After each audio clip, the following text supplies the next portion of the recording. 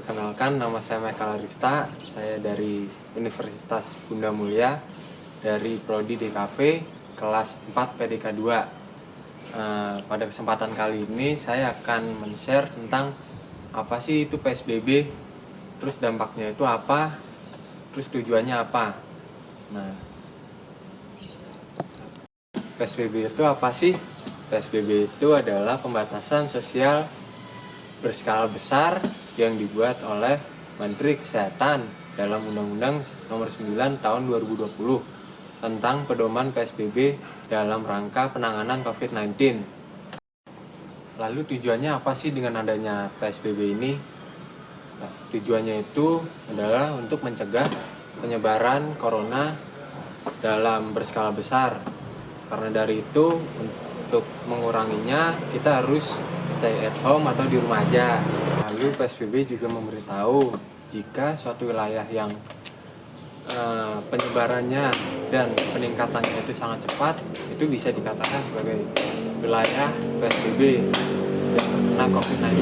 Lalu kenapa peraturan ini dibuat di Jakarta? Karena Jakarta itu sudah menjadi yang terluas dan tercepat di Indonesia dengan total 1.300 per harinya.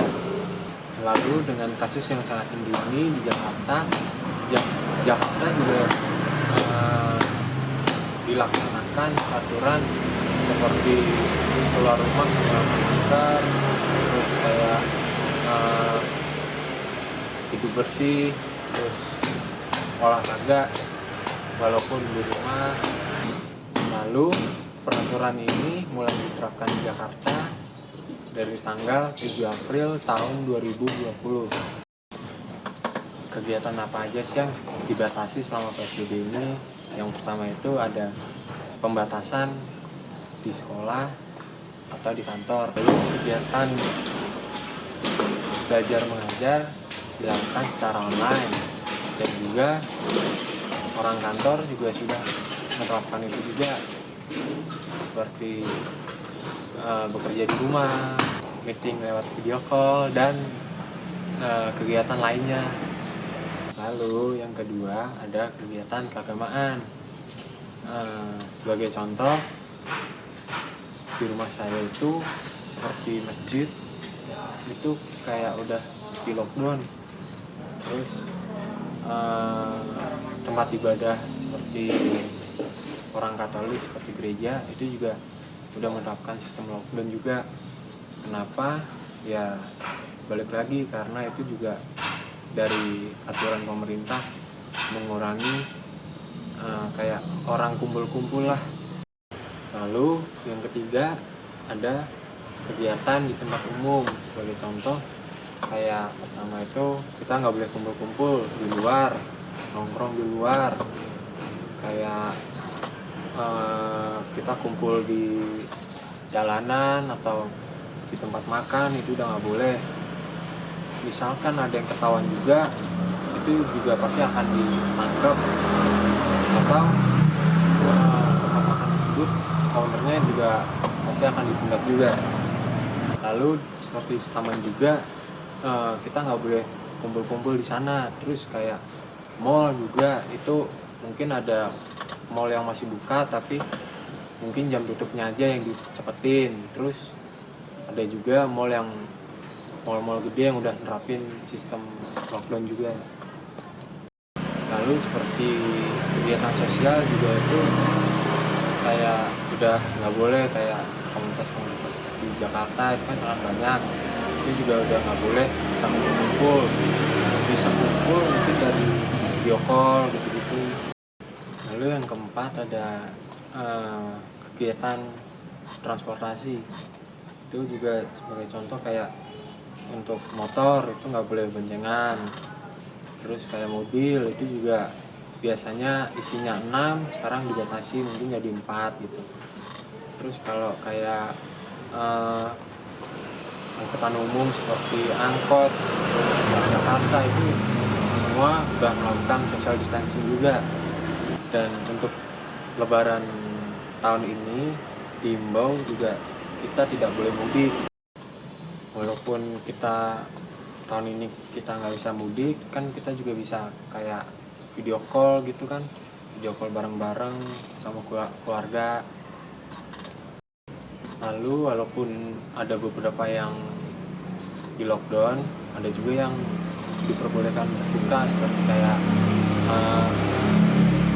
orang jualan pulsa, terus puskesmas, terus kayak bank itu masih boleh, karena itu kan juga apa ya, kayak yang sangat dibutuhkan lah.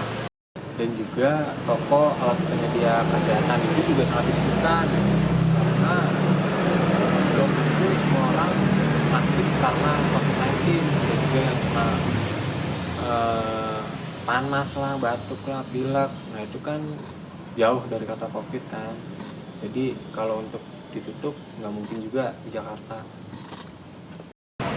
Lalu ada juga kayak rumah sakit, terus apotek, itu juga mereka selalu buka untuk masalah COVID ini.